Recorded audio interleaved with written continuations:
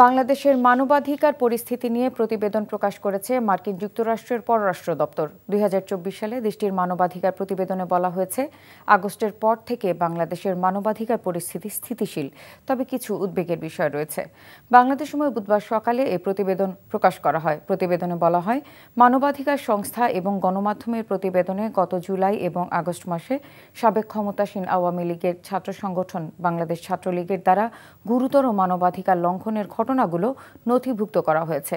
অন্তর্বর্তী সরকার জাতিসংঘের সঙ্গে কাজ করছে। আরও জানানো হয়, অপরাধীদের জবাবদিহি করার জন্য বিচার কার্যক্রম শুরু হয়েছে। প্রতিবেদনে আরও বলা হয়, অতীতের সরকারের সময় বেআইনি হত্যাকাণ্ড, গুম, নির্যাতন, নির্বিচারে গ্রেফতার, মত প্রকাশের স্বাধীনতা এবং গণমাধ্যমের স্বাধীনতার উপর বিধিনিষেধ, সাংবাদিক ও শ্রমিকদের উপর সহিংসতার মতো গুরুতর ঘটনা ঘটেছিল।